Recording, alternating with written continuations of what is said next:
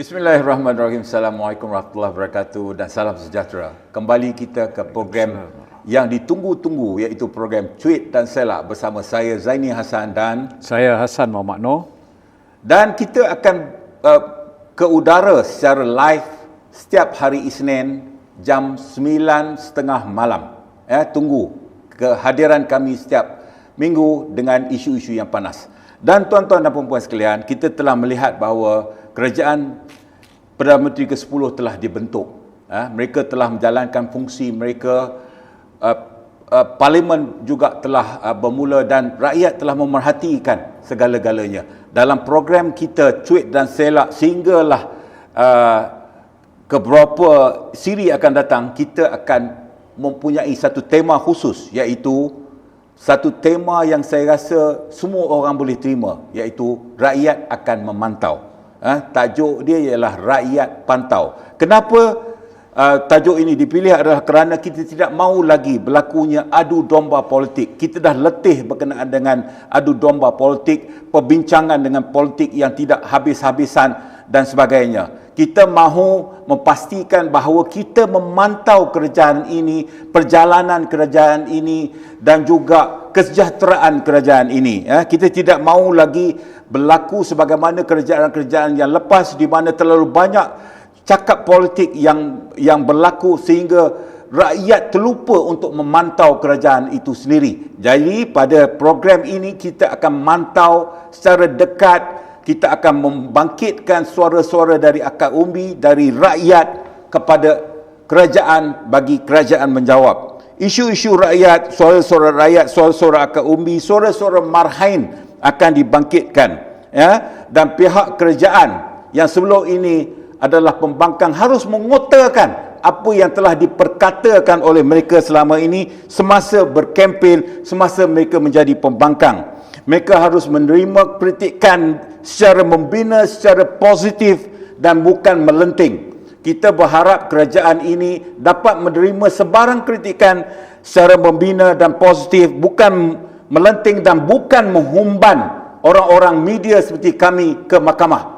Jadi dengan itu kita Datuk Hassan, adakah itu satu mukadimah yang membina untuk kerajaan ini? Ya, kita kalau boleh kita media ni memainkan peranan. Cukuplah kita dengan politik adu domba. Oh, terlalu lama politik kita. Letih. Memang letih. Datuk Tanya Jagat tu letih. So sekarang ni tiba masa untuk kita memberi perhatian kepada keperluan rakyat. Terutama sekali soal kos sara hidup, kan? Dan saya tertarik dengan nama kementerian baru tu. Bukan baru, dinamakan sebagai Kementerian Pertanian dan Keterjaminan Makanan. Keterjaminan makanan ini yang penting bagi saya, itu yang penting. Sebab kalau tak ada makanan, susahlah. Bukan susah nak hidup, soal kos yang tinggi, kan? So kita harap menteri yang bertanggungjawab ni akan memberi perhatian untuk memastikan kita cukup makanan. Kita cukup makanan bukan setakat untuk kita, tapi untuk kita ekspor semua, kan. Jadi kita tak nak berlaku macam baru-baru ni kita terpaksa bawa masuk telur, padahal kita dapat ekspor. Ada telur, kan. Begitu juga masa sebelum ni ayam, kan. Ayam kita hantar ke Singapura, padahal bekalan kita pun tak cukup, kan. Itu yang kita harap. Datuk Hassan, saya baru-baru ni semasa cuti sekolah, saya singgah di RNR, kalau tidak salah saya Taiping. Saya singgah di RNR Taiping untuk membeli limau bali. Saya tanya dengan peniaga itu, kenapa limau bali ini terlalu mahal? Saya rasa satu biji itu dalam 20, 30, 40 ringgit. Jadi dia mengatakan bahawa harga dia mahal disebabkan oleh buah tu tak cukup di pasaran. Kerana menurut peniaga tersebut, kebanyakan tauke-tauke telah menghantar buah-buah itu ke Singapura. Dijual di Singapura kerana mereka mahukan dolar tersebut. Jadi saya rasa itu adalah tidak adil, kan. Sepatutnya peniaga, penanam sayur dan sebagainya mengutamakan rakyat negara ini dan negara ini sebelum dihantar ke Singapura, sebagaimana Jepun. Jepun dia mengutamakan rakyatnya dahulu sebelum dia ekspor. Saya pernah pergi ke Jepun satu masa dulu, mengikuti satu rombongan ke sebuah syarikat elektrik. Mereka mengeluarkan satu kamera baru. Saya masih ingat masa saya menjadi wartawan dulu, mereka mengeluarkan kamera baru, dan kamera baru ini tidak dijual di luar negara dan untuk kegunaan rakyat mereka dahulu sebelum diekspor ke luar negara. Sampai macam tu sekali semangat orang Jepun. Jadi kenapa kita jadi macam ni, Datuk? Apa dah jadi? Kita lebih utamakan Singapura misalnya, nak hantar semua barang kita yang berkualiti di Singapura, sedangkan kita makan barang-barang yang substandard. Saya tak tahulah betul atau tidak benda ni. Mungkin sebab cuba kita tengok syarat untuk bawa masuk ke Singapura. Terlalu ketat. Terlalu ketat sebab soalnya barang-barang yang berkualiti. Berkualiti sahaja. ya. Betul. Kita makan apa yang tak berkualiti. Tak berkualiti kan? Itu apa, di mana silapnya? Adakah kita kalau kita nak makan berkualiti, ada supermarket yang mahal. Terlalu mahal, yang premium punya supermarket kan. Tetapi supermarket kedai-kedai runcit ni jual bahan apa? Mungkin juga seperti sayur-sayuran tu, kita tak tahu ikan semua tu datang daripada luar. Betul. Kan? Datang daripada Siam semua kan, Thailand semua. Jadi entah macam mana, padahal produk kita tu ada. Tapi kita terpaksa bawa ke tempat lain. Saya tertarik dengan apa yang Datuk Hassan bangkitkan tadi tentang kementerian baru tersebut. Apa dia panggil kementerian? Pertanian dan Keterjaminan Makanan. Keterjaminan Makanan. Saya rasa mungkin secara kebetulan atau tidak, kita pernah membincangkan dalam program ini dan Cuit dan Selak berkenaan dengan security makanan. Security makanan yang akan menjadi satu perbincangan yang saya rasa cukup serius, di mana import barang-barang makanan setiap tahun bagi negara kita telah mencecah kepada 70 bilion disebabkan oleh pertukaran wang asing dan sebagainya, telah meningkat daripada, saya rasa dalam 10 tahun atau 15 tahun dulu, kos mengimport makanan adalah lebih kurang dalam 20 bilion. Sekarang telah meningkat kepada 50 hingga 70 bilion. Jadi saya rasa pengwujudan kementerian ini dengan diberi nama baru, rebranding, adalah sesuatu yang saya rasa tepat pada masanya lah.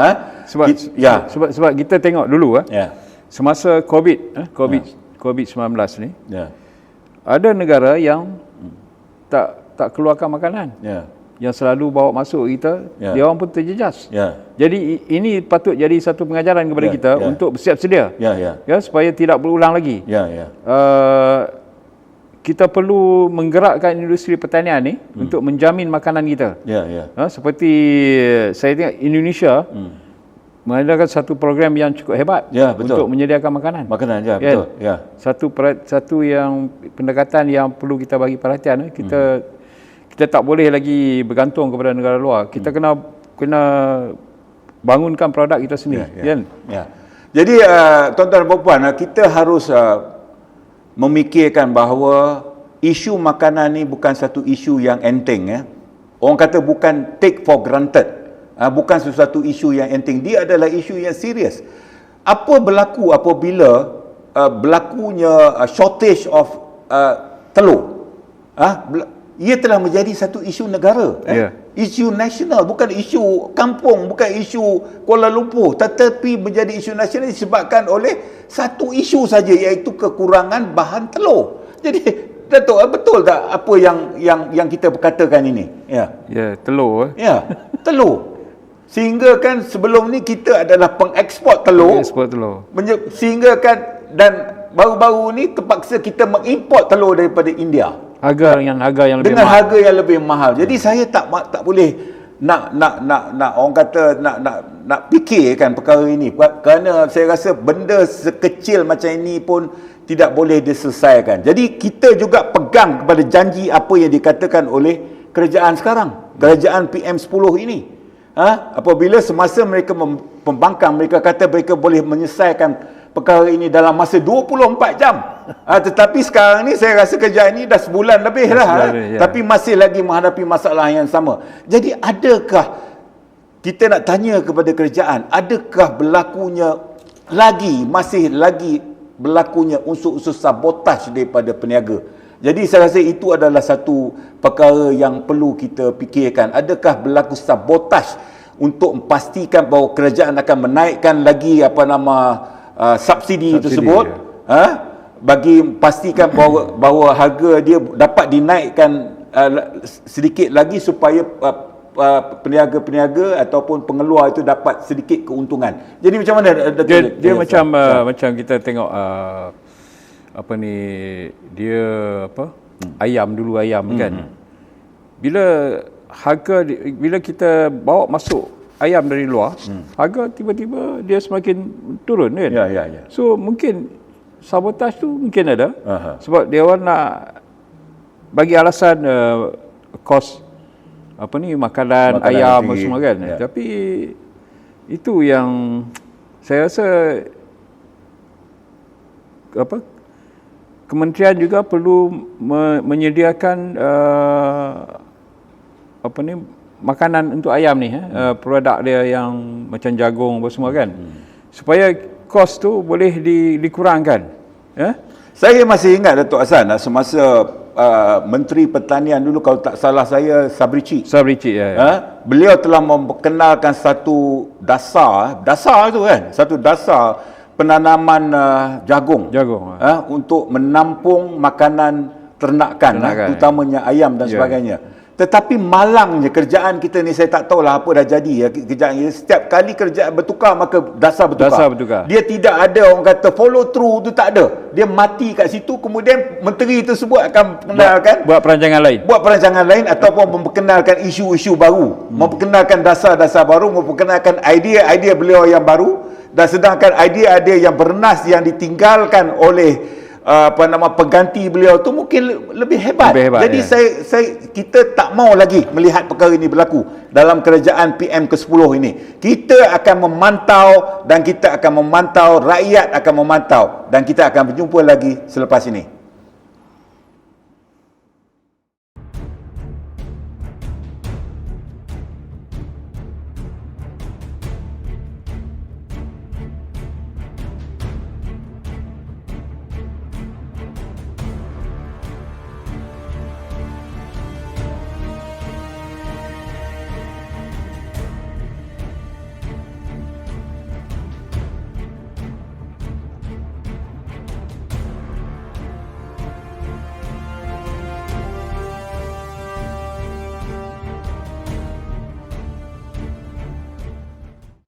Okay, kembali perbincangan kita mengenai rakyat memantau. Salah satu kementerian lagi yang menarik perhatian saya ialah Kementerian Perdagangan Dalam Negeri dan Kos Sara Hidup. Kos Sara Hidup. Kos Sara Hidup. Ini satu kementerian yang amat penting, yang apabila namanya pun dijenamakan semula sebagai Kos Sara Hidup, bermakna kerajaan akan memberi perhatian yang tinggi terhadap kos sara hidup rakyat kan. So peranan kementerian inilah yang akan akan menjadi perhatian rakyat untuk mereka menikmati satu kehidupan yang lebih baik dengan harga, mungkin harga barang yang berpatutan dan bekalan yang mencukupi. So itu satu kementerian yang memainkan peranan penting. Tapi adakah sekarang ini, Datuk, tengok macam mana kementerian? Saya rasa saya menarik dengan kementerian ini kerana kementerian ini akan menjadi tumpuan yang orang kata yang besar di kalangan rakyat, di kalangan kita sendiri orang media. Kita harus ingat bahawa sara hidup, perkataan sara hidup itu adalah datangnya daripada manifesto Pakatan Harapan sendiri. Mereka harus pastikan bahawa sara hidup ini ditangani dengan betul. Dan selama ini kita melihat bahawa agensi di bawah kementerian ini, Kementerian Pengguna dan Sara Hidup ni, iaitu KPDNKK, KPDNKK ini telah gagal. Saya boleh cakap kementerian ini telah gagal. Kalau kementerian ini tidak gagal, maka kita tidak akan mengalami masalah-masalah sara hidup, masalah-masalah makanan dan sebagainya, masalah-masalah harga dan sebagainya. Pemantauan oleh penguat kuasa KPDNKK ini harus penting. Harus dilakukan. Saya tak tahulah sekarang ni dipanggil KPDNKK ke KPDN apa benda kan, singkatan dia. Tetapi kementerian ini adalah amat penting bagi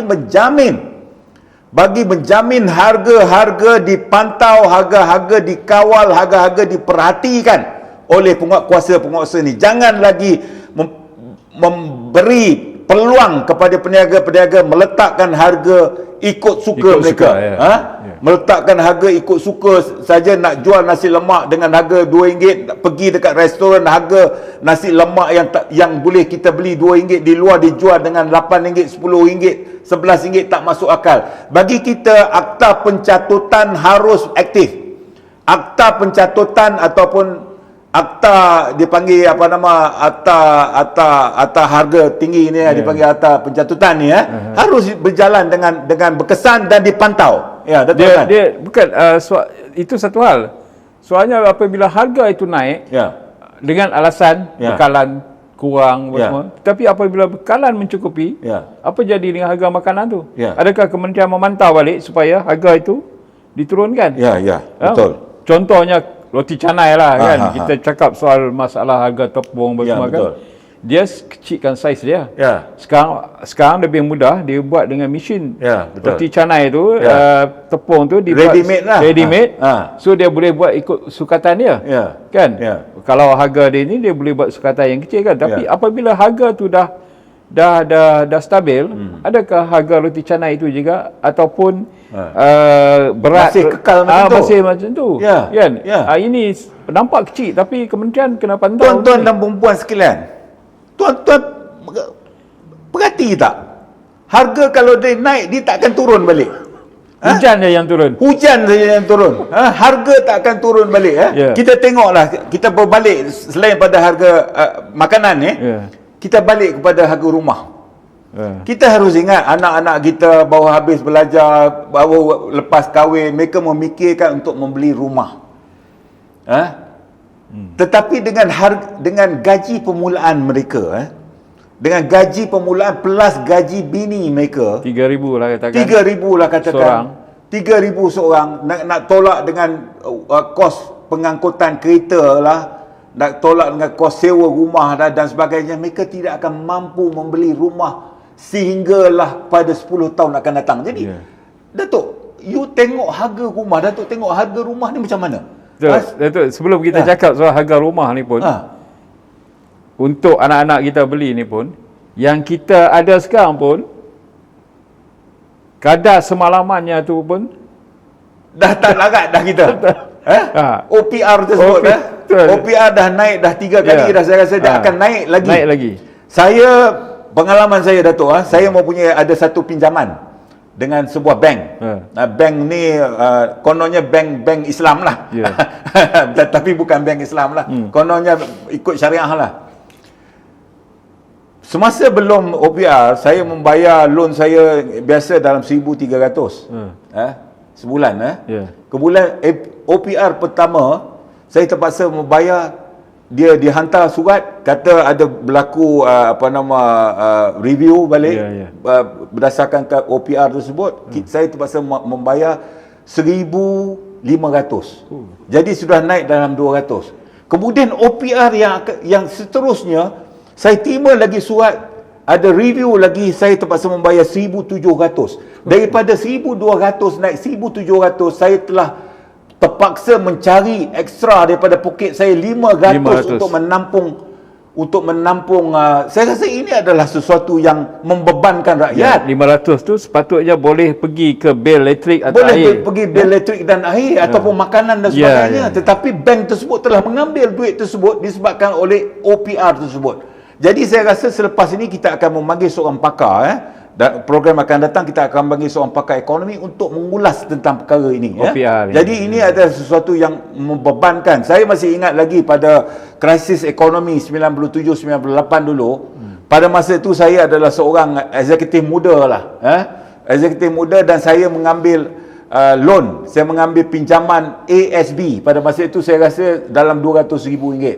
Tetapi apabila berlaku krisis ekonomi Asia pada masa itu, kadar pinjaman saya telah meningkat sebanyak 14%, menyebabkan saya tidak mampu membayar pinjaman ASB tersebut. Bayangkan kalau ASB itu masih ada dengan saya pada hari ini, saya dah kaya. Tetapi saya pada masa itu, saya terpaksa pulangkan balik loan tersebut kerana saya tidak mampu membayar pinjaman dengan kadar asas 14% tersebut. Dan perkara tersebut sedang berlaku sekarang ini. Apabila OPR dinaikkan, dan saya difahamkan OPR akan naik lagi. Jadi yang naik kerajaan ni, kerajaan Datuk Hassan, kerajaan Perdana Menteri ke-10 ni harus melakukan sesuatu. Kerana apabila kita berada di bawah pandemik COVID-19 dulu, kita mendapat dia panggil apa? Moratorium penangguhan bayaran balik pinjaman. Jadi sekarang ni kita juga menghadapi masalah yang besar apabila OPR ini akan naik kadar asas semalaman ni akan naik lagi, dan rakyat Marhaen semua sekali across the board akan menghadapi kesannya. Datuk Hassan. Sebut tadi soal bayaran tu kan. Saya pun baru-baru ini saya pergi ke bank lah. Saya cek balik apa saya perlu selesaikan pada tahun ini so bulan ni. So apabila saya tanya bulan depan berapa kena bayar, dia tak pasti lagi. Tetapi kemungkinan akan naik. Jadi itu beban yang kita tanggung sekarang. Jadi sebut soal harga rumah tadi ni, saya tak tahu apa peluang anak-anak muda sekarang ni lah, termasuk anak-anak kita ni, untuk membeli rumah dengan harga yang lebih 300,000 sekarang kalau mencecah untuk rumah-rumah yang bukan di atas tanah. Betul. Itu tak tahu apa akan. Satu lagi Datuk Hassan, berbalik kepada kuasa membeli rakyat Singapura. Ini adalah satu escapism yang telah dilakukan oleh pemaju-pemaju perumahan. Apabila mereka melihat bahawa hartanah mereka tidak boleh dijual disebabkan rakyat tempatan tidak mampu membeli hartanah tersebut, mempunyai satu tendensi, satu kecenderungan di kalangan pemaju-pemaju perumahan untuk menarik perhatian rakyat Singapura bagi membeli hartanah tersebut. Sudah tentulah dengan kebenaran kerajaan, pihak berkuasa dan sebagainya. Kita amat sedih apabila sebuah harga rumah, contoh dia RM500,000, dijual kepada rakyat Singapura dengan harga RM500,000 juga, dan bukannya 500 Sing dollar. Kita harus ingat, di negara-negara lain kita harus membeli hartanah mereka di Indonesia misalnya dalam US dollar, bukannya dalam rupiah, bukannya dalam harga yang sama yang dibeli oleh rakyatnya. Jadi saya rasa Datuk Hassan dah sampai masanya Kementerian Perumahan. Siapa dia punya menteri dia, Datuk Hassan? Kementerian ada tak Kementerian Perumahan? Kementerian Wilayah kerajaan tempatan tak? Kerajaan tempatan. Ngakomeng harus melihat perkara ini. Harus melihat perkara ini. Kita harus memastikan bahawa rakyat asing yang membeli rumah ataupun hartanah di negara ini harus membelinya dengan harga mata wang asing, bukannya dengan mata wang ringgit. Kalau itu rakyat Singapura, mereka harus membeli rumah tersebut dalam nilai yang sama tetapi dalam nilai mata wang negara mereka. Begitu juga dengan US dollar dan sebagainya. Saya rasa kita jangan lagi menjual. Bayangkan kalau orang Singapura dengan RM500,000, saya rasa RM100,000 dia duit dia. Dalam RM150-200,000 dia duit dia. Kalau USD, apatah lagi kalau pound sterling, orang Britain nak beli hartanah kita, apatah lagi. Jadi kena ada satu sekatan bagi memastikan hartanah yang berada di tanah air kita ini kekal kepada pemilik asalnya. Saya rasa itu adalah sesuatu yang perlu diperhatikan oleh YB Ngakomeng ataupun timbalan Perdana Menteri ataupun Perdana Menteri sendiri bagi memastikan pemilikan hartanah oleh warga asing dapat dikontrol, dapat dikawal dan sebagainya. Ya, Datuk Hassan, Ya, saya setuju dengan pandangan Datuk Zaini tu. Ya, ya. Yalah, kalau di Singapura ni memang harga dia memang ikut harga pasaran dia lah kan. Ya. Dia memang kalau kita pergi sana pun kita tak mampu beli. Ya, betul. Kan? Ya. So perlu ada Kajian semula ya. Untuk mensatukan semula harga tu. Harga yang untuk orang luar ni berapa harganya ya, kan. Kalau ikut harga Sing-Dollar juga. Ya, betul. Kalau Contoh dia lah. Kita ambil contoh kecil lah. Ya. Kalau kita pergi Thailand, Ya. kalau kita nak masuk sesuatu taman dia yang kena bayar, harga rakyat dia berbeza, harga orang asing berbeza. Ya.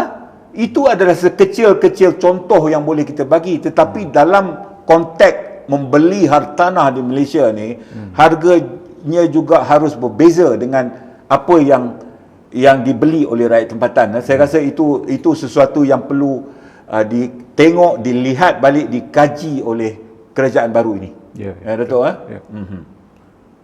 Jadi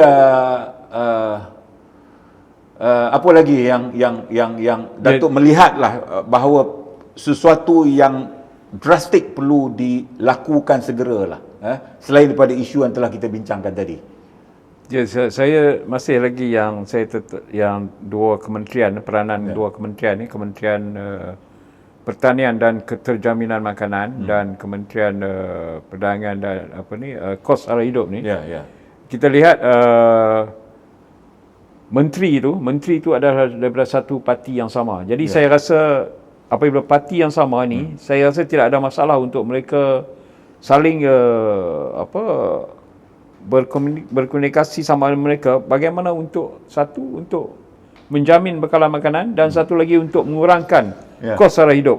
So kita Mak Sabu sebagai Presiden Amanah dan Salahuddin kata saya timbalan Presiden kan. Jadi daripada Amanah juga. Tapi itu satu gandingan yang saya bagus. Saya rasa Datuk Hassan, ini satu persoalan yang bagus. Kita nak melihat sama ada erti kata perpaduan itu diterjemahkan dalam jemaah menterinya. Kerana jemaah menteri mereka sekarang ni orang kata pelbagai latar belakang, pelbagai parti politik, pelbagai ideologi dan sebagainya. Kita mahu melihat bahawa kesepakatan dalam kabinet tersebut, dalam jemaah menteri tersebut, dalam mesyuarat kabinet setiap minggu itu dapat memberi apa orang kata satu suara lah. Pelbagai manifesto pada dia. Ya, pelbagai manifesto juga. Jadi kita tak tahu macam mana. Kita masih lagi tunggu dan lihat dalam masa sebulan Datuk Hassan, sebulan setelah kerajaan ini memerintah, kita akan terus memantau, rakyat memantau. So kita berhenti rehat seketika. Kita jumpa lagi. Terima kasih.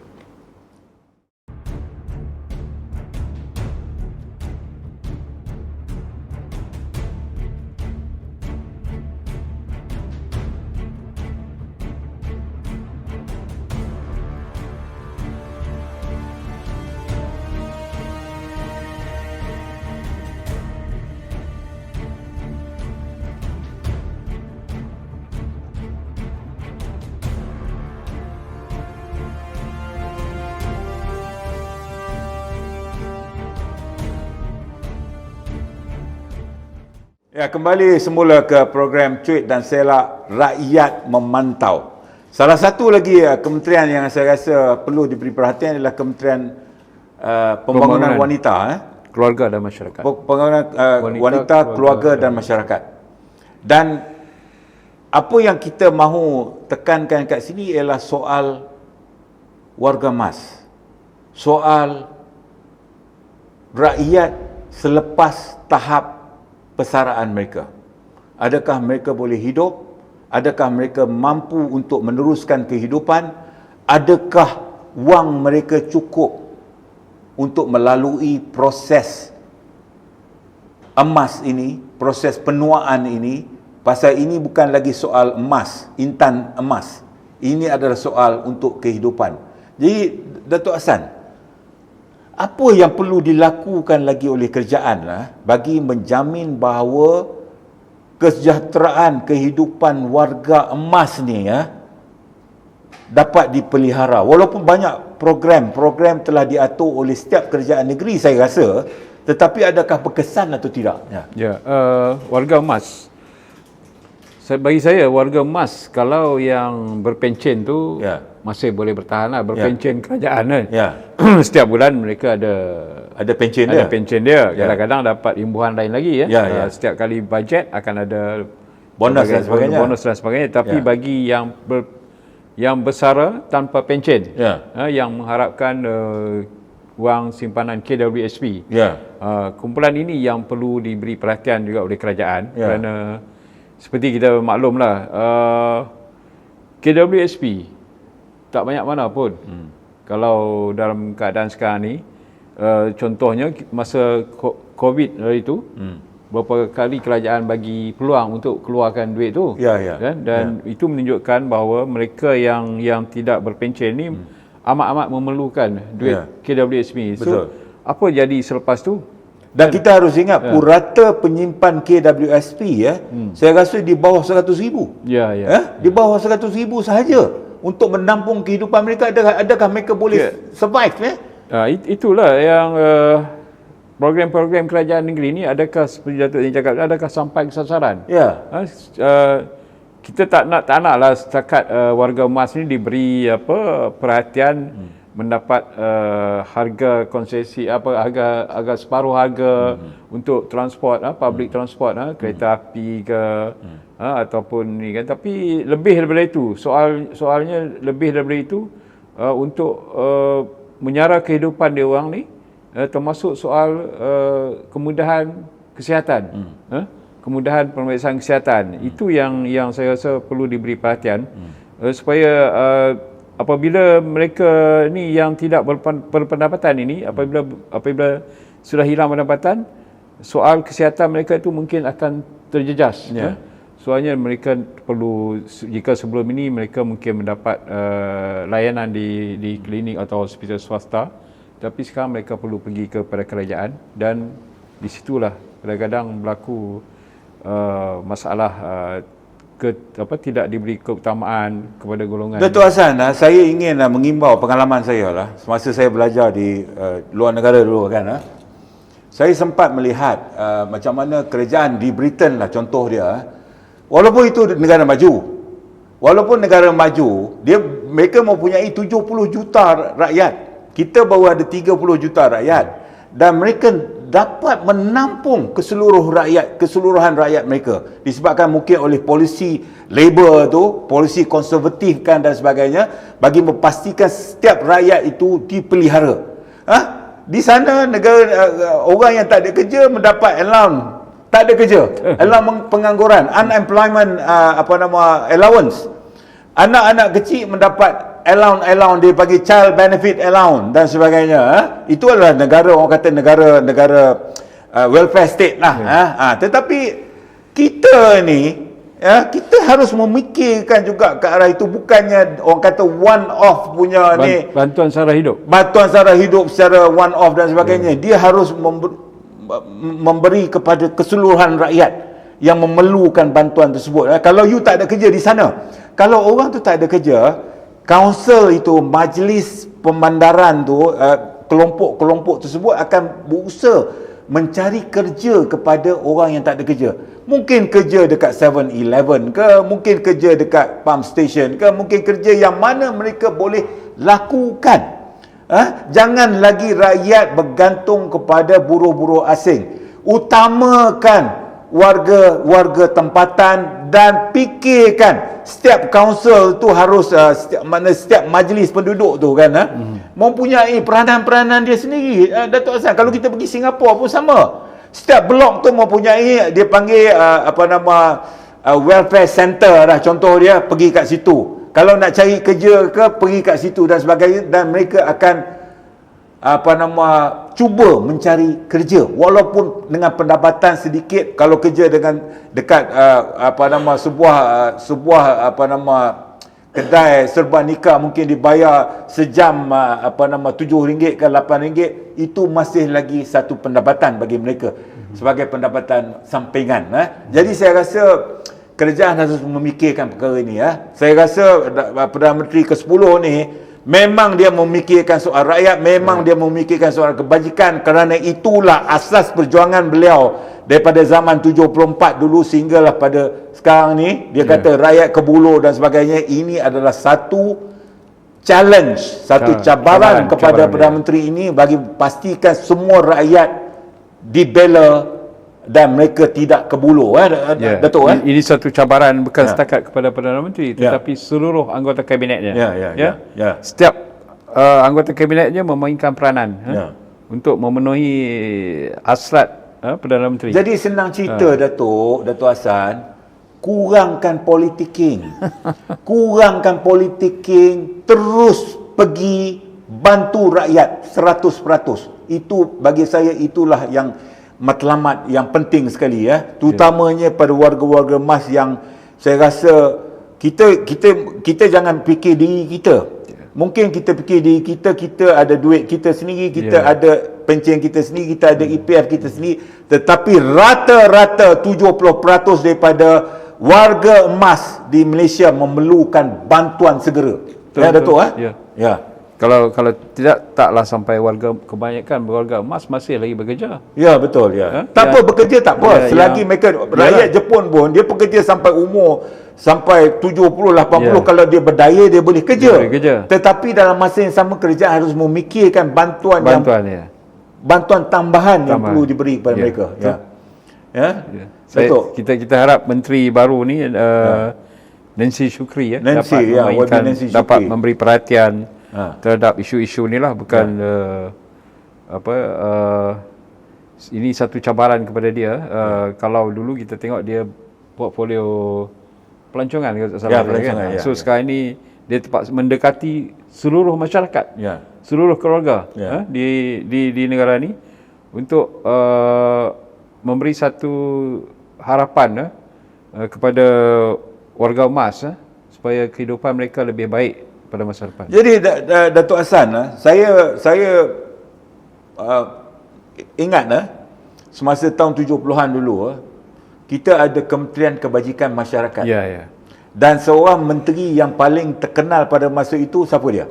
Menteri Aisyah Ghaini. Sampai sekarang kita ingat Aisyah Ghaini, kebajikan masyarakat. Aisyah Ghaini, kebajikan masyarakat. Tetapi sekarang kita melihat bahawa fungsi kebajikan itu sendiri telah macam kita dah tak ingat dah. Telah semakin terhakis. Saya rasa kerajaan, terutamanya Kementerian Wanita dan Pembangunan Masyarakat ini harus mengembalikan, memperkasakan semula peranan kebajikan masyarakat ini. Saya rasa dengan allowance yang diberi kepada orang susah RM400, saya rasa itu adalah tahap-tahap di bawah tahap kemiskinan. Kerana tahap kemiskinan kita adalah 1,500 dan sebagainya. Kalau diberi bantuan RM400 itu, saya rasa tidak ada nilainya. Dengan kadar inflasi yang semakin tidak boleh dikawal, saya rasa nilai RM400 kepada orang miskin ini, orang miskin tega dan sebagainya, dengan bantuan melalui Jabatan Kebajikan ini adalah tidak memadai. Itulah peranan keseluruhan kementerian tu yang penting. Dia kena fokus di mana dia boleh membantu. Setiap kementerian tu sebenarnya boleh membantu untuk mengurangkan kos. Contohnya mengurangkan kos dan kembalikan kos itu semua kepada rakyat. Itu peranan yang harus dimain oleh setiap kementerian. Jangan kita bergantung kepada satu kementerian, kepada Kementerian Keluarga dan Masyarakat ataupun kepada Kementerian Pertanian. Padahal keseluruhan kementerian ni mempunyai peranan untuk memberi sedikit pengurangan kos sara hidup tu. Dalam satu lagi, Datuk Hassan, saya rasa ini kementerian yang ada kaitan dengan kita lah. Kementerian Komunikasi dan Digital. Ini pun telah dijenamakan semula. Kementerian Komunikasi dan Digital. Apa yang perlu dilakukan oleh kementerian ini? Dalam konteks media, dalam konteks komunikasi, dalam konteks warga, wartawan tu sendiri, dalam konteks warga media tu sendiri yang saya rasa selama ini ditekan, dengan diancam, dengan orang kata, kalau orang kata orang politik kena political character assassination, kita juga kena character assassination melalui tindakan mahkamah dan sebagainya. Adakah apa langkah yang boleh dilakukan oleh Kementerian Komunikasi dan Digital ni, Datuk? Saya lihat kementerian ni sekarang diterajui oleh seorang menteri baru, orang muda kan. Jadi kita haraplah dia dapat memahami kehendak kita.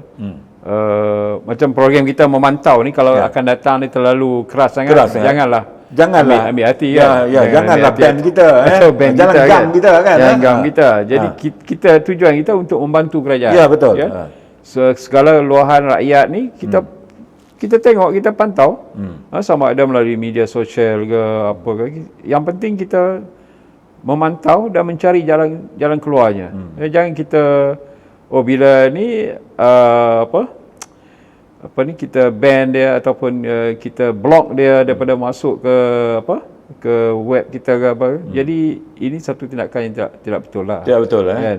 Kita perlu lebih terbuka. Jadi Datuk Asas, semalam saya ke udara satu program Bual Bicara bersama dengan Bernama TV malam tadi. Kita ada berbincang tentang penubuhan majlis media ataupun media council.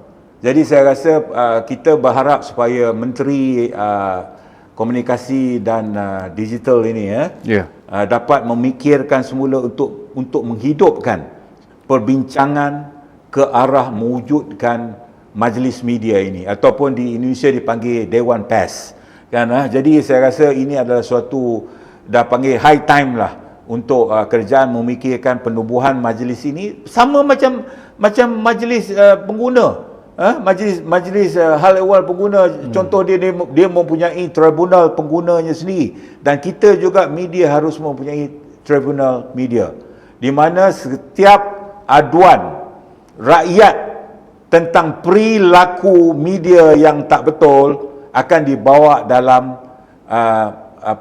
tribunal aduan media ini, dan bukan terus kepada mahkamah. Saya rasa nak menghukum media di dalam mahkamah adalah sesuatu yang bukan lagi pada masanya lah. Jadi saya rasa Menteri berkenaan dapat memikirkan, Menteri berkenaan Ahmad Fahmi Fazil dapat memikirkan untuk mengembalikan semula perbincangan mengenai penubuhan majlis media ini. Datuk setuju Datuk? Saya setuju. Sebab benda ni dah lama sangat. Dah lama sangat dah. Dah lama overdue, walaupun dulu ada editor-editor membangkang kerana mereka melihat satu arah saja, tetapi apabila syarikat-syarikat media banyak diambil tindakan mahkamah menyebabkan mereka terlalu terpaksa menanggung kos-kos guaman yang tinggi, mereka harus memikirkan bahawa sebarang tindakan, kecuali tindakan jedayah, tapi kalau sebarang aduan lain melibatkan seditious act ke ataupun melibatkan civil matters ke, dibawa terus ke dalam tribunal ini untuk dibicarakan dan diadili. Saya rasa itu adalah satu langkah yang lebih murni lagi daripada membawa terus sesuatu kes ke mahkamah. Jadi dengan itu tuan-tuan dan puan-puan sekalian, kita mengakhiri program Cuit dan Selak kali ini dengan satu tema khusus yang telah kita letak, iaitu rakyat memantau ataupun rakyat pantau kerajaan baru pimpinan Datuk Seri Anwar Ibrahim ini. Dengan itu kita bertemu lagi pada minggu hadapan. Kita akan bersiaran pada hari Isnin jam 9.30 malam. Tolong like kita, tolong subscribe kita. Kita memerlukan sokongan anda semua bagi meneruskan program itu. Dengan ini saya sudahi dengan wabillahi taufiq wa hidayah. Wassalamualaikum warahmatullahi wabarakatuh. Waalaikumsalam warahmatullahi